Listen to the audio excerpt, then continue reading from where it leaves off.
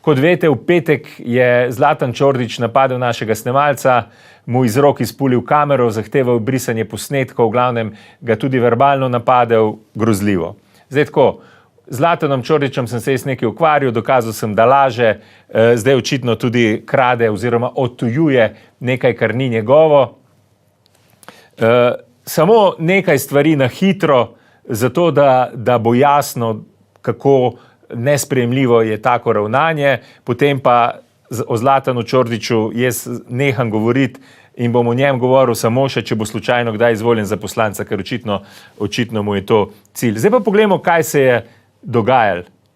In šef mi je dal napoved Boris, ki ne zna dva stavka normalno sestaviti, da gre snemat in najdeš enega Zlatkota, ki se bori tudi za tebe.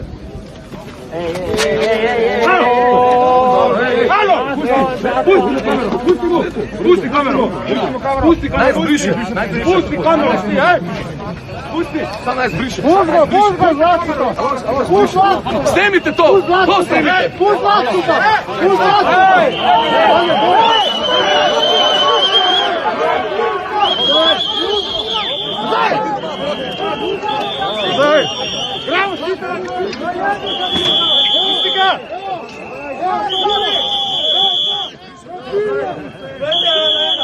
Kaj je tam zadaj?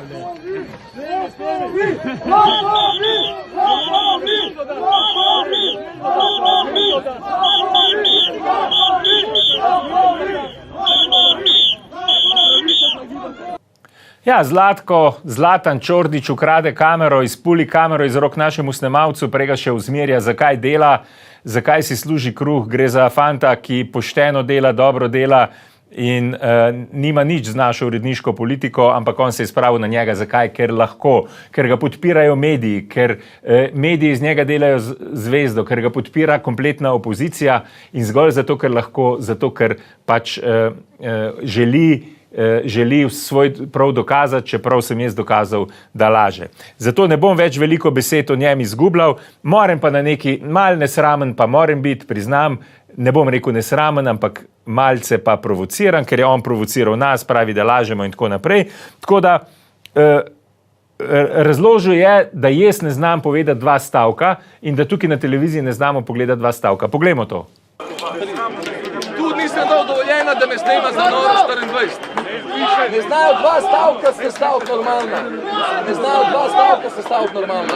Ne znamo dva stavka povedati, pa v enem posnetku prej Boris tiska, ne zna dva stavka povedati. Ne bom komentiral tega, pokazal bom samo tole. Kje? Ja, pa zdaj, a gremo ja. Mislim. A imamo?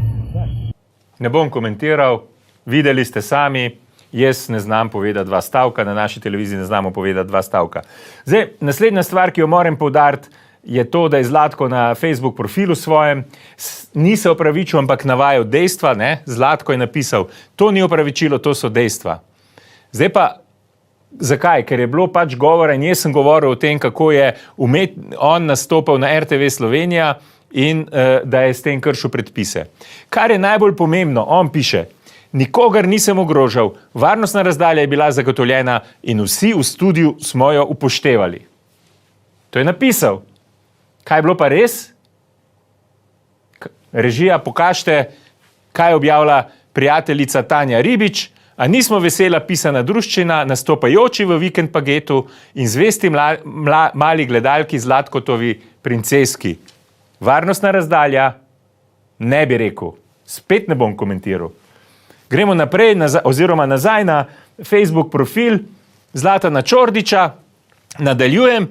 Vse ostale špekulacije ljudje dopuščam, ker živimo v svobodni družbi, a ponavljam že 100-tič. Prevzemam soodgovornost za svoje dejanja in to je zelo pomembno. In nikoli nisem nagovarjal nikogar za ali proti nošenju mask. Nikoli Zlatan Čordić, to on trdi, ni nikogar nagovarjal, da nosi maske ali pa da jih ne nosi. No, poglejmo en posnetek. Dajte dol maske, dajte dol maske, dajte dol. Ni več okužbe, gospa, maske dol. Spet ne bom komentiral, kdo laže, si ustvarite mnenje sami.